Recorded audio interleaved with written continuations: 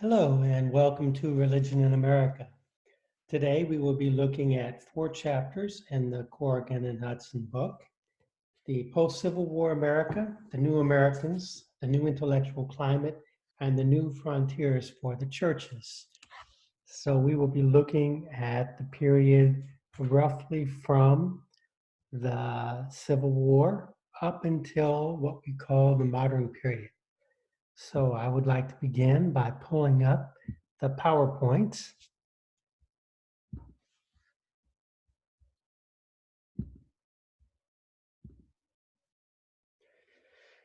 Okay, the book entitles this The Years of Midpassage. So, the Civil War obviously has had a profound impact on American culture.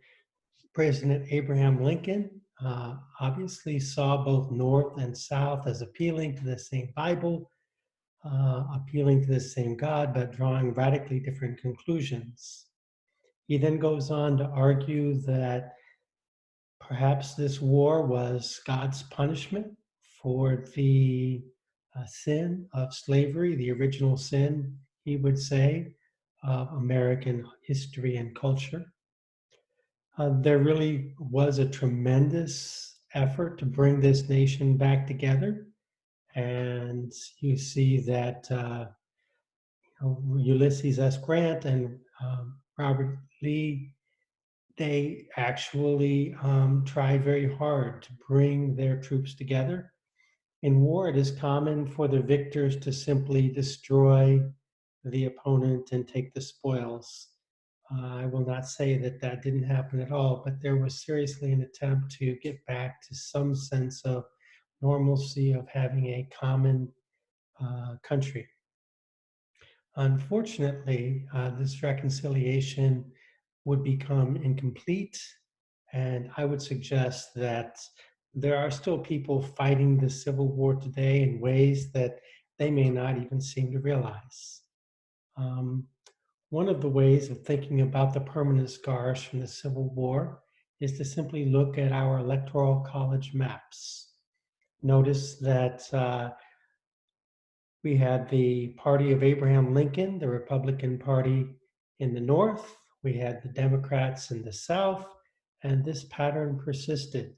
And these divisions would persist for quite some time, for over 100 years, more or less, with some of the biggest differences in the United States being reflected in this North-South divide. 1976 was the first year that a Southern evangelical, Jimmy Carter, won the election. And it kind of led to a transformation in politics. With 1980, Ronald Reagan winning over a large segment of Democrats.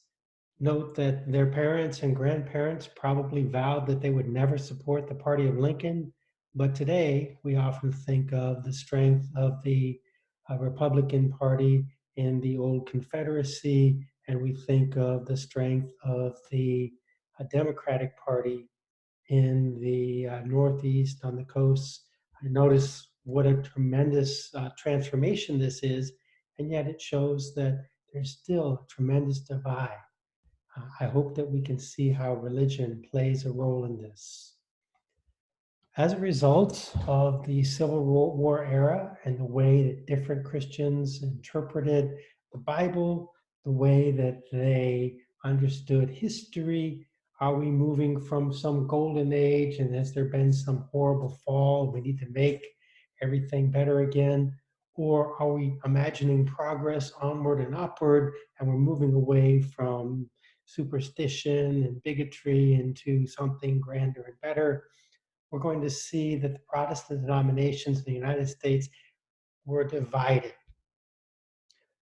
I would go so far as to say that the traditional differences between Baptists and Methodists and Lutherans, and even the difference between Protestant and Catholic today, is much less important than divisions between modernist and fundamentalist, between liberal and conservative, between rural and urban, between northern and southern. So I would suggest that those north-south divisions will impact every key element of religion in America, whether we're looking at the modernist fundamentalist debate. Should we take the Bible literally? Should we use modern history and social sciences to reinterpret the Bible? What about support for civil rights? What about gay rights? What about climate change? Um, how about support for Donald Trump? How about the idea of whether or not we should be um, asked to wear masks, forced to wear masks, you might say? Um, these actually have significant differences depending which religion people tend to be influenced by. So, looking at post Civil War America, moving from the war itself, we begin to think of pluralism, the coming together of people from many different cultures, ethnicities, traditions.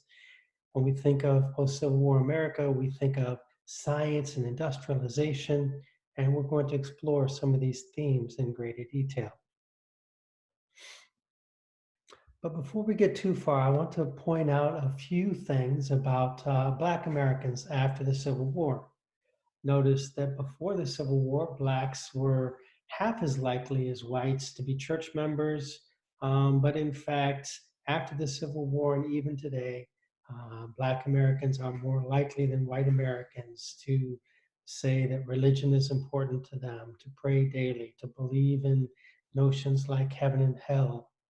Um, with the end of Reconstruction in 1877, we saw many Black communities suffering. Think of things like lynchings and the KKK. Um, and we saw that many African Americans had come, actually been taken to the United States to work in fields in the South. But today, when many people think of Black Americans, they're more likely to think of urban than rural. In many cases, likely to think more of St. Louis and Chicago and Detroit than they are to think of the rural South. Notice that there was a rapid migration of African Americans from the rural South to urban centers. 1891, Charles Randolph Uncles became the first Black Roman Catholic priest. Last time we talked as well about the creation of movements like the African Methodist Episcopal Church. We talked about how Blacks had begun to form their own denominations even before the Civil War.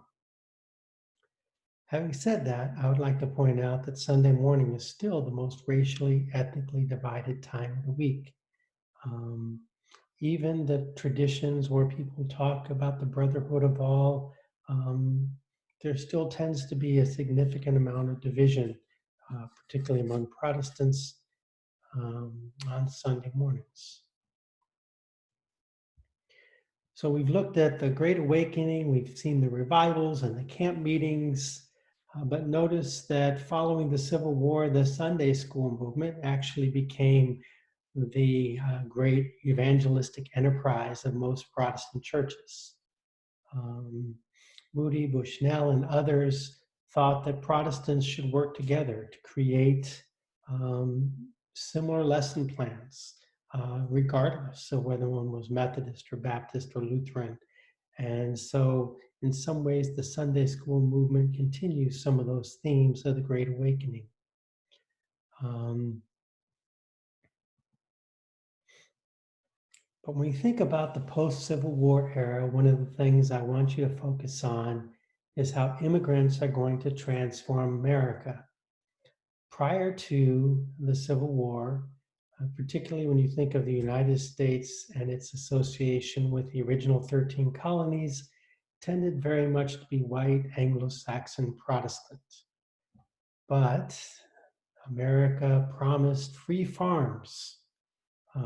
Native Americans might not have thought they were so free, but free farms to Europeans who were willing to come to the United States. So from 1865 to 1900, notice that 13.5 million foreigners entered the United States. Almost 9 million more immigrants came in between 1900 and 1910. So notice how that is going to dramatically transform America One thing we want to think about is how if New England focused on Anglo-Saxon movements, whether we're talking about Anglicanism, the Episcopal Church, Methodist, Baptist, Quaker, um, many of these new immigrants are Roman Catholic. And like most immigrants who are coming for a better life, there were nativist concerns. People who already lived here um, wanted to know, why were these people poor? If they had to come for a trip across the ocean and they were sick, why should we have to take care of them? Why not just let them die? Um, Notice the idea that um, these are human beings was important to some Americans, but other Americans had no difficulty saying that if they're not American, meaning Anglo-Saxon, Protestant, they really didn't care about them. It is true, when immigrants came in, they did depress wages, they competed for labor, and often people who were already working would be put out of a job unless they were willing to work harder or work for less. Many of them spoke no English, and people accused them of having loyalty to Ireland or Italy or Germany or wherever. The way that Americans have tended to portray immigrants is actually kind of uh, not very creative. I often tend to portray them as boisterous, drunk, ape-like. In fact, we tend to use the same stereotypes over and over again for almost every single group. And here are some illustrations of how Irish were portrayed. Um, it's interesting. My great great great grandfather came to the United States from Ireland during the Irish potato famine. He was illiterate. Um, his children were ashamed of him, and they were not at all proud of their Irish heritage, and they did everything they could to become American, not Irish American. And that's typical of many second generation immigrants. The stereotypes of Italian immigrants, you notice, you can kind of tell in the United States who's at the bottom of the socioeconomic ladder. Who are the ones that are the fighters? Who are the cops? Who are the mafia? Who are the tough, not the ones that are using their heads, they're using them as punching bags. This is the stereotype that we often see. So notice that if there were 4 million Catholics in the United States in 1870, 6 million by 1880,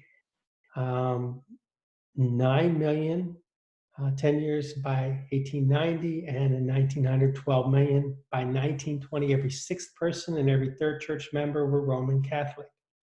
This is going to transform America significantly. For many Protestants, I even today hear people say, are you Catholic or are you Protestant? I'm sorry, are you Christian or are you Protestant? Actually, Catholics are Christian. They are the largest branch of Christianity. But many Americans, even to this day, do not really recognize Catholic as Christian, which is kind of strange. Of course, Protestants came from different perspectives. Some Protestants were welcoming, others not so much. Some Catholics were tolerant towards Protestants. Some Catholics also called Lutherans Lucifers and other things like this. I'll point out a couple of things you may not realize. Even today, 25% of the US population is Roman Catholic. How many Catholic presidents have there been? One, John F. Kennedy in 1960. There have been 45 presidents altogether. If we had elected Catholic presidents in anything like their numerical impact, we would have had 10, 11 Catholic presidents by now. But there's been an anti-Catholic bias throughout much of American history. It began to fade significantly in the late 1950s, and today, again, I would say that Catholic Protestant tensions are less significant than liberal conservative tensions, but we still sense some of that. A couple of things to think about. Many of you have heard the story of Prohibition. In the 1920s, Americans made alcohol illegal. Many of you don't realize that that was largely an anti-Catholic movement. Catholics used the wine in the Mass, and many Anglicans used juice instead. You notice the Bible talks about Jesus transforming water into wine, using wine in different ceremonies. In fact, for many people in the United States, Prohibition was a way of really challenging the Irish and the Germans and the Italians. The Ku Klux Klan, many people are familiar with its emphasis on white supremacism. Many don't realize that they were, at that time, as anti-Catholic, anti-Irish, anti-Italian as they were anti-Black. Catholic education. Why are there so many Catholic schools in the United States today? It's not because the private schools were forces of secularization and the Catholic schools provided religious training. It was because most public schools in the United States were Protestant. They began with a King James, that is a Protestant reading of the Bible. Catholics and Protestants pray differently. It was a Protestant prayer. And they would often go to a history class where they would learn that the Catholic Church brought us to the Dark Ages, and if not for the Protestant Reformation, we would not have modern science, we would not have democracy, and that the Catholic Church is part of the problem. If I grew up at that time, I probably would not want to send my kids to a public school either. Notice there were some liberal bishops within the Catholic Church who wanted to assimilate into American culture. Gibbons, Ireland, and Kane are the three most important names. But ultimately, the Vatican stepped in and decided that it would be better for Catholics to simply separate from the larger culture and have their own separate school system. Believe it or not, throughout much of American history, there was an argument among Protestants that Catholics and democracy were incompatible. In fact, even some Catholics made that claim. In 1877, the American Catholic Quarterly dismissed the Declaration of Independence and really questioned whether or not people should rule themselves. Now, this may sound strange, but the notion of the priesthood of all believers, that I can read the Bible for myself, in some ways, that notion from the Protestant Reformation did precede the notion that power comes from the bottom up, not from the top down. The divine right of kings and democracy were, in fact, two very different ways of looking at how God works, how power works in the world. Notice these same liberal bishops, Gibbons, Ireland, and Kane, repeatedly argued that you can be a good Catholic and you can be supportive of democracy and you can be a good American. They ended up creating coalitions with many Protestants. Unfortunately for them, the Pope had heard that they had accommodated Catholic beliefs, that they had become more American than Catholic. And so as a result, they were censured. They were accused of, quote, excessive flaunting of American patriotism at the expense of Catholic loyalties. As a result, for some time, this pro-American, pro-democratic version of Catholicism was somewhat stifled. So Protestant responses to Catholic immigrants. notice that some Protestants thought that in order for these Irish and Italians to really become American, they had to look like English. They had to believe Protestant ideals. They had to, in some sense, break from the church in Rome. And on the other hand, there were Protestants motivated by humanitarian notions, the idea that we are to welcome the stranger, feed the hungry, um, heal the sick. So we see again a very wide range of Protestant responses to immigrants. Immigration reform, notice this political cartoon from 1921 where the United States really began to cut off this massive influx that was transforming America. Many people were concerned that it would change the flavor of our culture. So in 1882, some laws began to say that we won't allow convicts, lunatics, idiots, and those likely to be dependent on others. In 1891, they added polygamists and those who had diseases. And in 1917, they added a literacy test and a very restrictive quota system in 1924 that really privileged the most well-educated, the wealthiest, not the poor, huddled masses, as expressed at Ellis Island. In a sense, I think this is an important lesson because some of those same nativist concerns are clearly present in the United States today. The stereotypes that people have of the immigrants. Notice again that even today, the vast majority of immigrants that would be coming to the United States from Mexico, Guatemala, Honduras, the vast majority of them would be Roman Catholic. And Catholic and Protestant alike, in many ways, perpetuate some of the same stereotypes that had been perpetuated 100 years ago. The next thing to consider about this time period is this new intellectual climate. You know, Darwin had come out with his Origin of Species.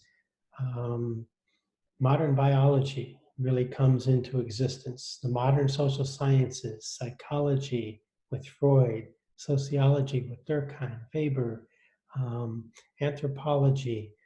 These are all movements that come out of the late 1800s, early 1900s.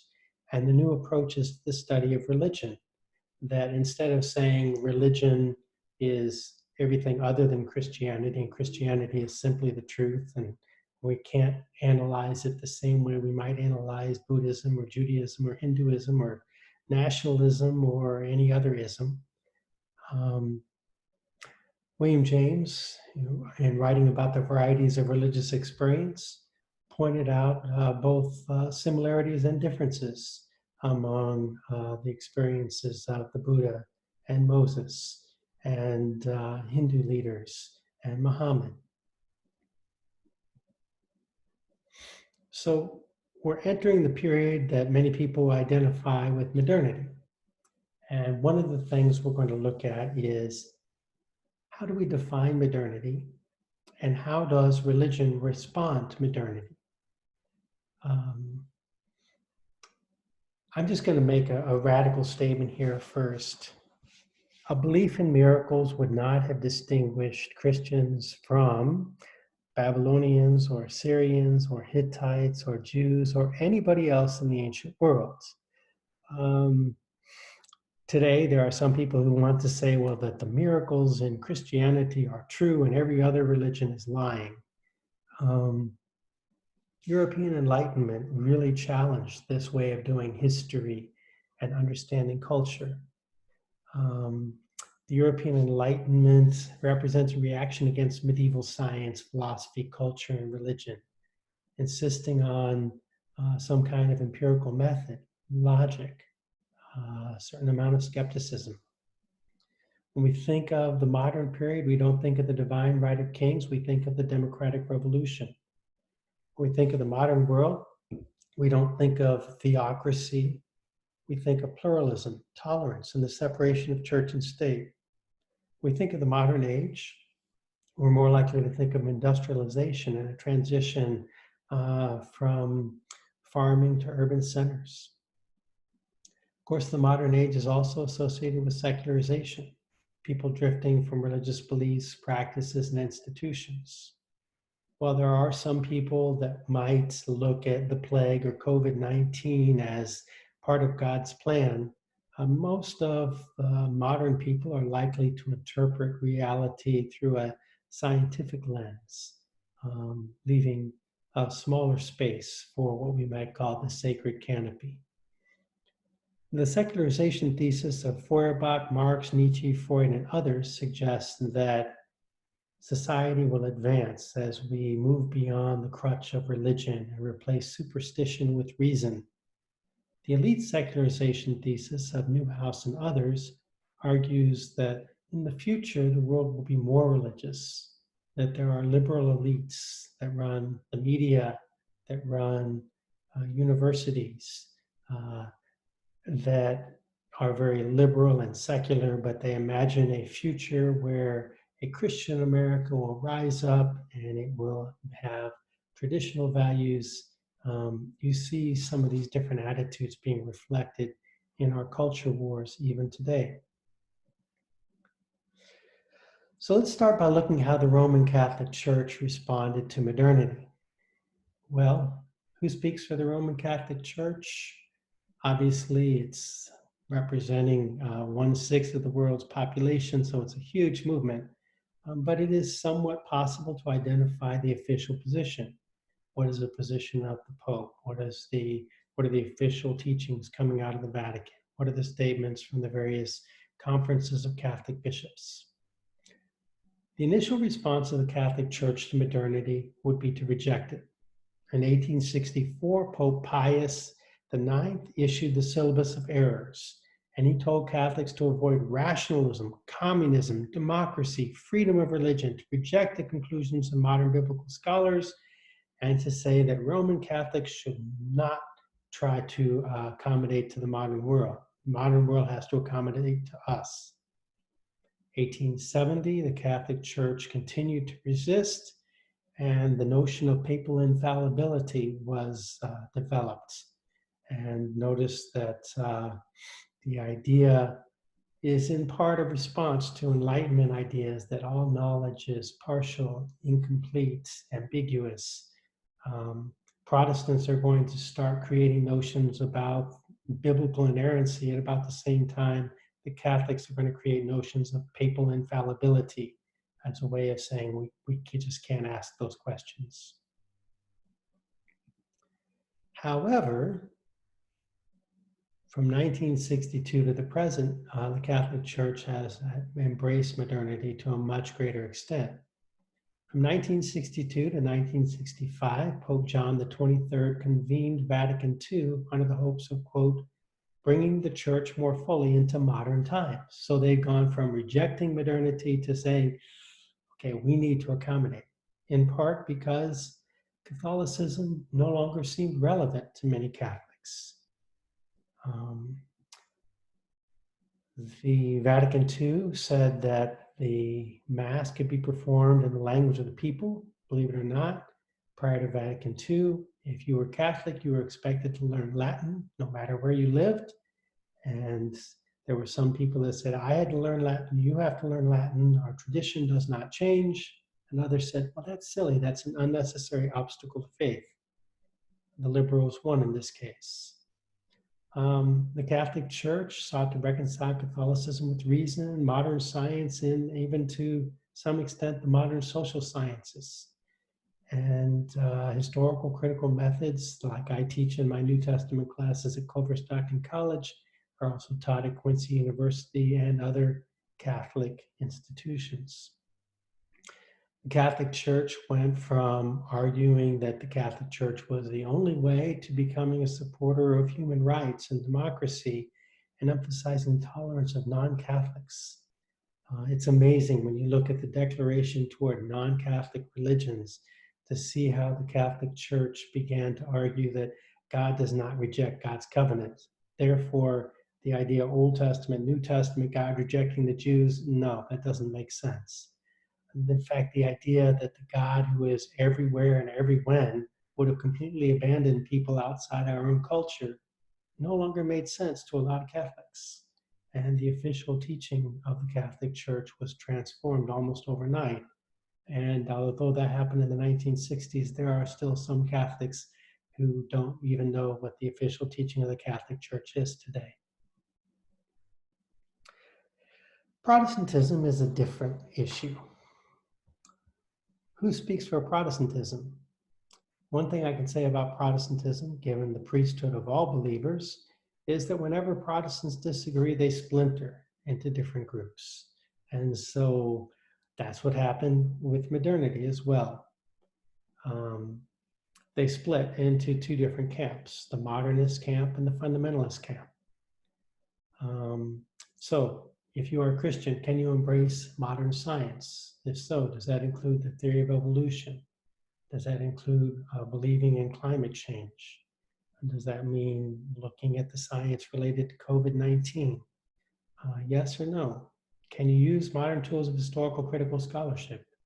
When looking at the Bible, can you ask questions like, who was the original author? Who was the original audience? How was the author trying to influence that audience? And how do we understand the relevance of that for today? What about non-Christians? Modernists are likely to say that God works through people in different ways at different times and different places, and that who are we to judge?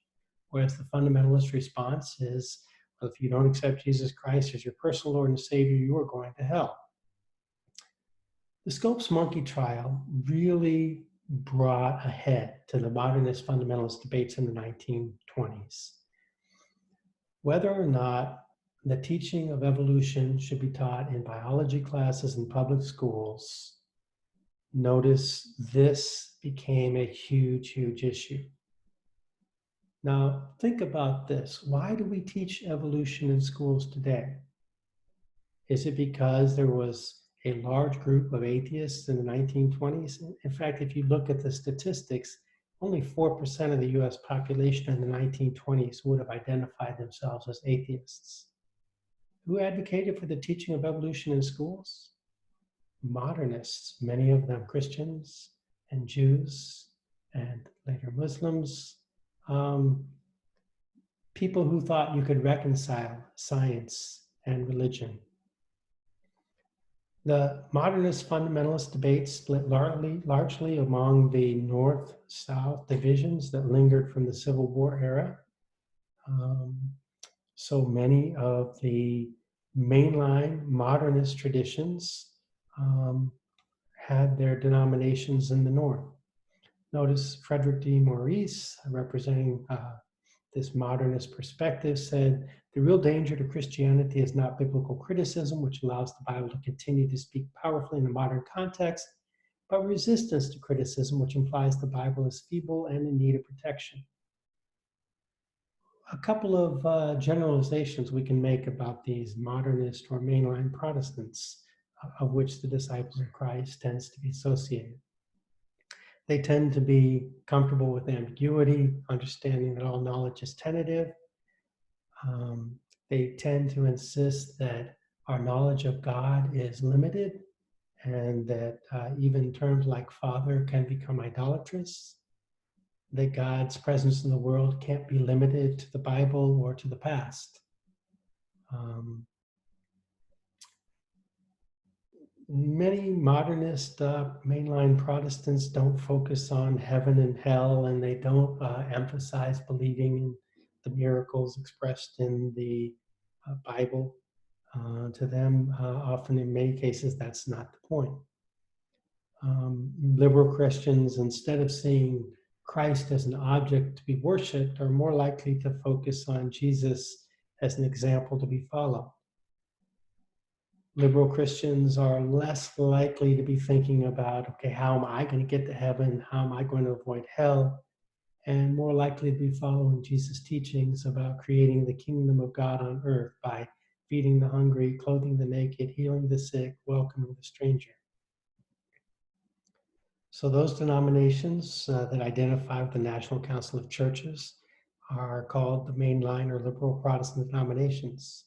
And here's the list here. You've seen some of these names before, and the website for the National Council of Churches that represents this particular point of view. On the other hand, fundamentalist evangelical Protestants have a different history. Some of this began in Oxford as a way of trying to reject some of the claims of the European Enlightenment and trying to reaffirm some traditional Catholic and even in some cases Catholic doctrines. I mentioned the notion of the inerrancy of the Bible.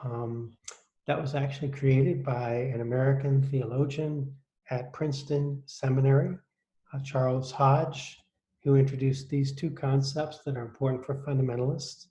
The verbal inspiration that God told Matthew, Mark, Luke, John, and all of the gospel, all of the Bible authors exactly what to write. They didn't include any of their own thoughts or feelings or didn't reflect the time period in which it was written. It was written in basically so that God would use them as channels directly to me right here today. And biblical inerrancy, the idea that if you see an error in the Bible, there are first two accounts of creation in Genesis 1 and 2, events occur in a different order. A fundamentalist would say, if you see that as a contradiction, you're going to hell, so don't see that. The term fundamentalist actually comes from the Niagara Bible Conference and a document entitled The Fundamentals of Faith. And notice that these are some of the things that they argued you must believe to be a Christian from their point of view.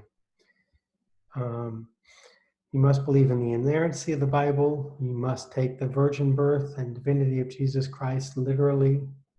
The vicarious and atoning character of his death, meaning that Christ is the only path to salvation, that Christ's victory over death is not symbolic, but that he was bodily resurrected, and that he is literally coming back to earth to judge people at the end of time.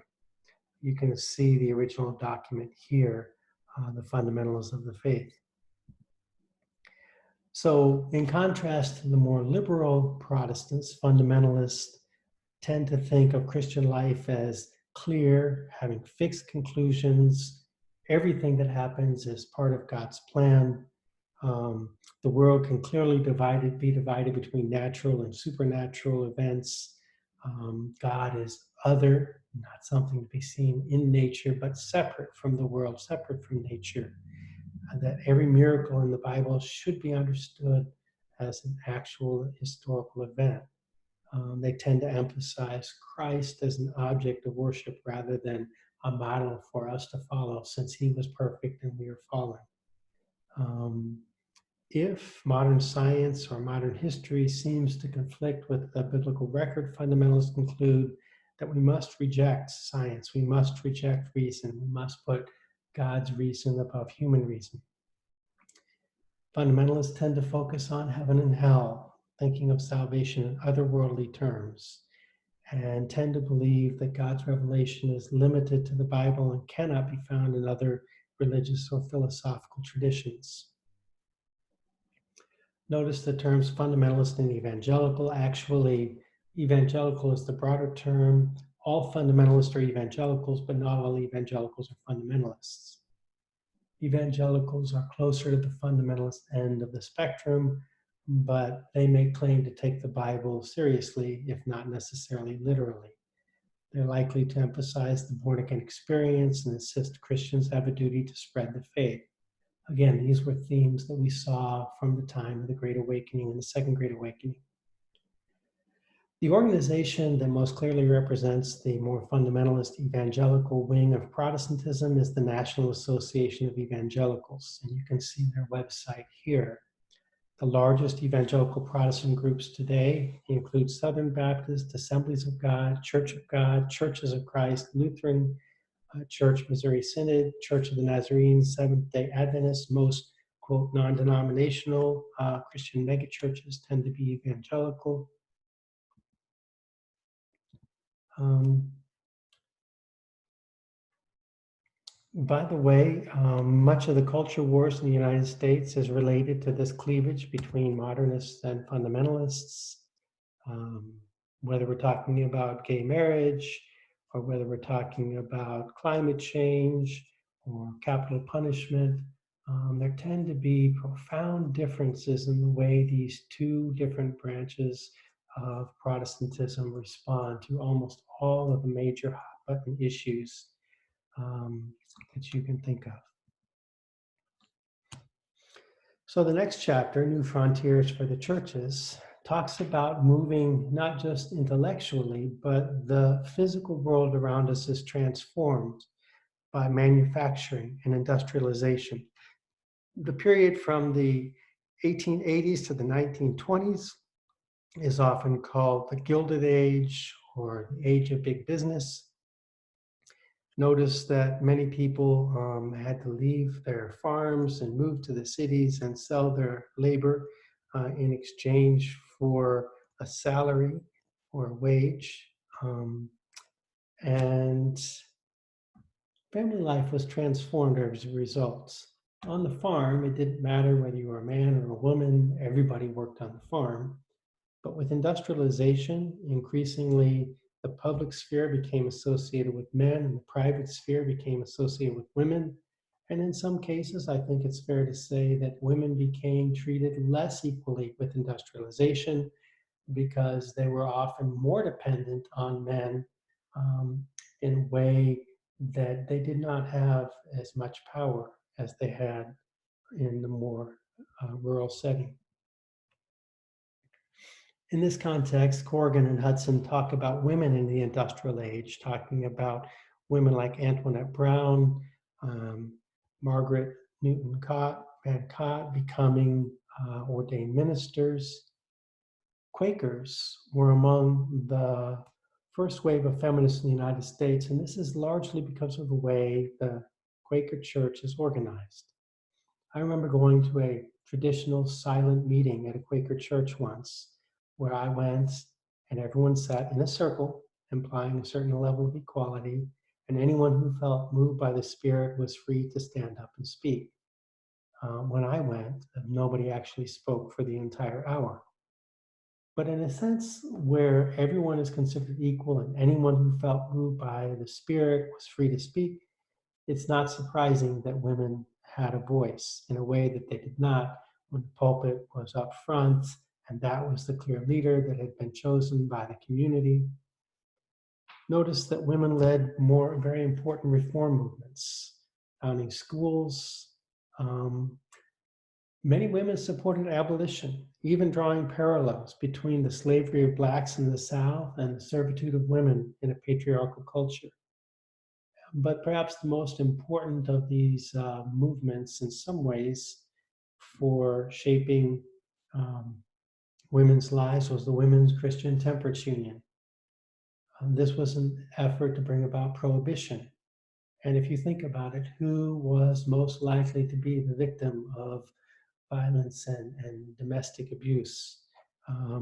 Women often suffered the consequences if men in an industrial society were having a problem with alcohol. But ultimately, women began to criticize certain elements of Christianity itself. In 1895, Elizabeth Cady Stanton wrote the Woman's Bible, and she tried to remove what she thought were the discriminatory anti-women perspectives that had been perpetuated through the Bible. Also, at the same time, many of the utopian movements challenged the patriarchal images of God and provided opportunities for women's leadership. Shakers thought of God not simply as male, but beyond male and female. They talked about God as father, mother.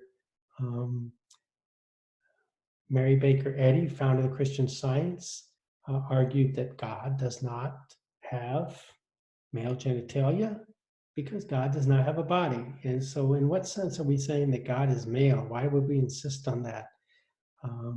She later rewrote the Lord's Prayer as Our Father, Mother God. It may surprise you that some of those things were happening in the late 1800s. But men in the industrial age were often moving away from the churches. Nearly 1 in 4 men belonged to a fraternal organization. And there's this expression that among white, urban, middle class people, the women were in the churches and the men were in the lodges. In fact, even today, women are much more likely to participate in organized religion.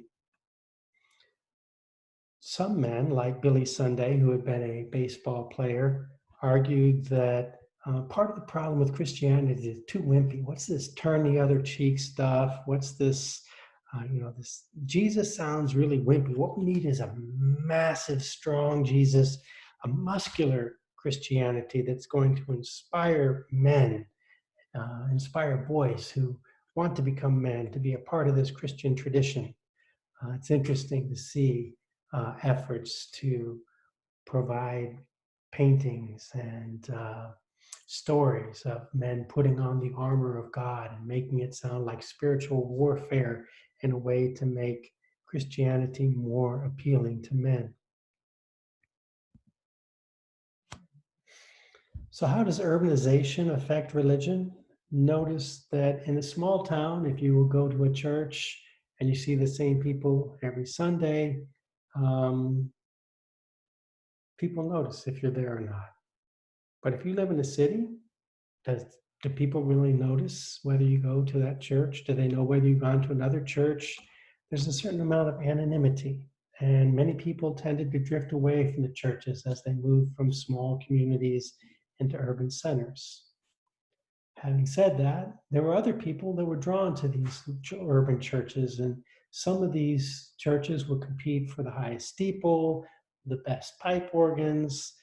Some of the preachers became national figures of prominence, like Henry Ward Beecher and Washington Gladden. Um,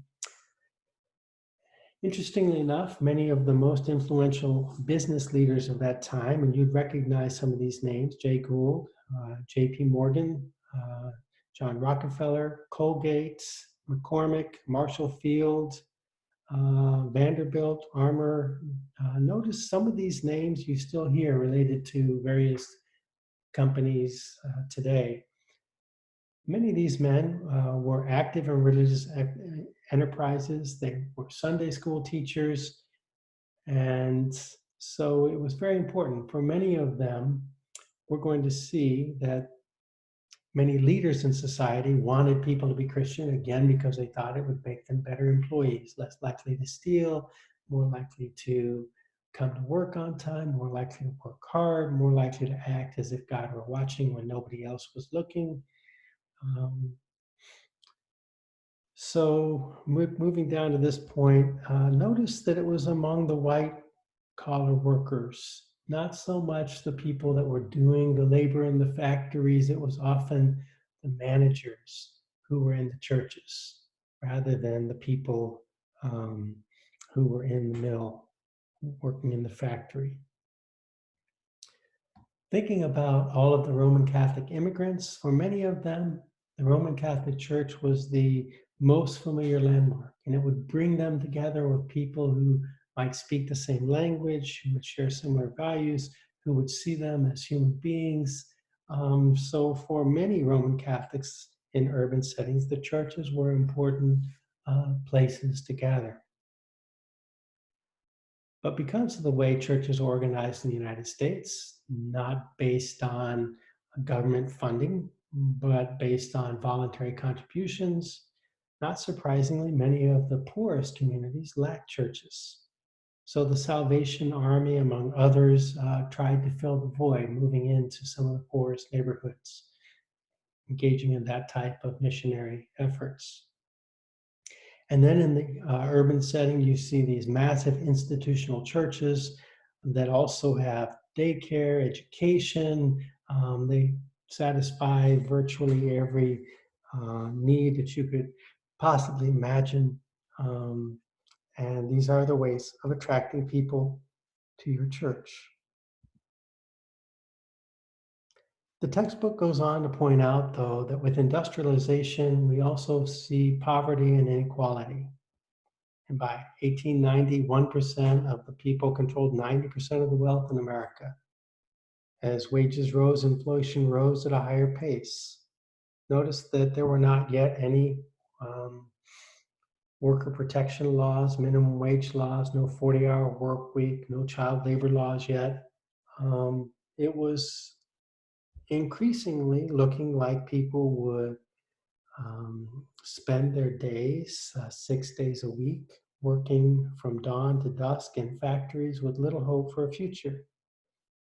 As workers sought to form unions, at first, most of the churches were not sympathetic to the plight of the common laborer. And of course, in a context where common laborer, one, is less likely to go to church, and two, when they do, much less likely to contribute large amounts to the coffers, that might not be surprising. But we begin to see a movement in the United States, what we're going to call the social gospel movement, that suggests that being a Christian means you aren't just worried about your own salvation in the next world. That Jesus' teachings about feeding the hungry, clothing the naked, healing the sick, welcoming the stranger ought to have some relevance if you call yourself a Christian. So the social gospel movement is largely associated with Walter Rauschenbusch. And according to Rauschenbusch, Jesus juxtaposed the kingdom of God to the inherited, massive, and stubbornly resistant structures of the kingdom of evil. Remember, Jesus was born a subject of the Roman Empire, and the Roman Empire had colonized that particular region. There was a great deal of poverty and inequality. And Walter Rauschenbusch said, hey, that's kind of like the context that we live in today.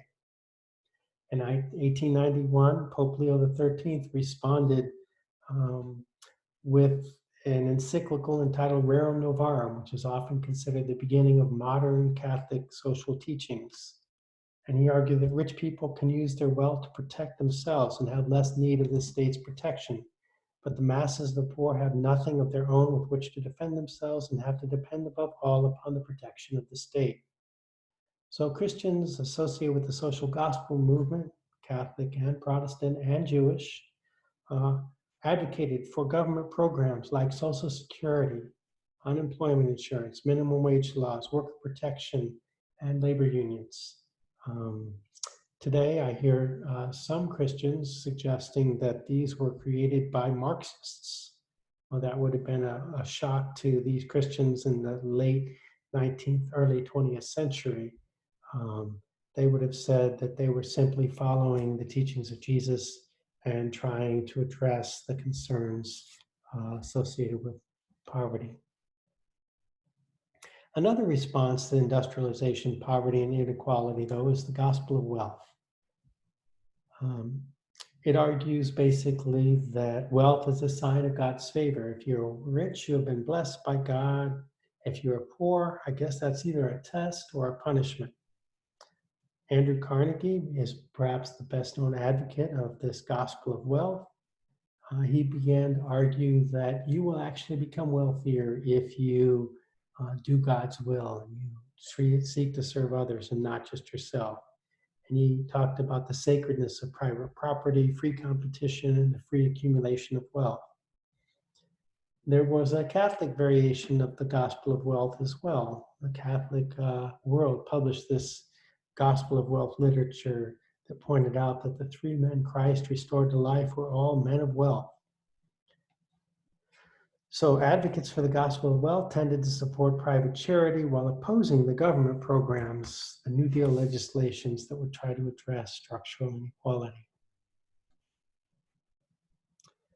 Another response to industrialization, poverty, and inequality was Christian social Darwinism, perhaps most clearly associated with Hitler, but there certainly has been a long strain of that in the United States. Christian social Darwinists say that Jesus' teachings about compassion for the poor were relevant before the fall. They'll be relevant again after Christ ushers in the kingdom of God. But in the meantime, we live in a dog-eat-dog world where the strong do what they can, the weak suffer what they must. Charity and social programs designed to help the poor do more harm than good.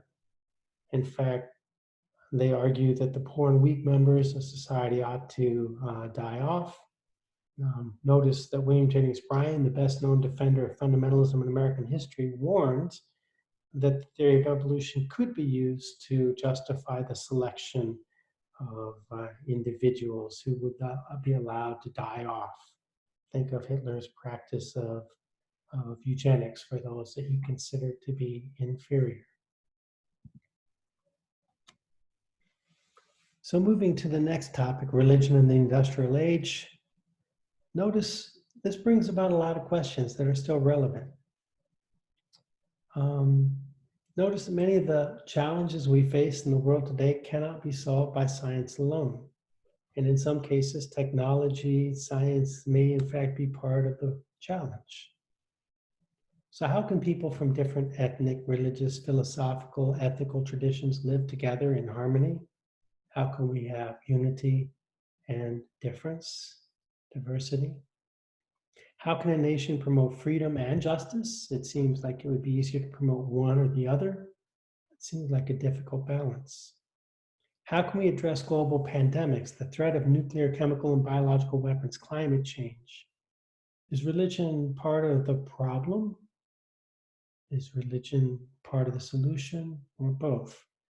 Several of you have been exploring the role of religion in politics, culture, society. So that ends today's discussion.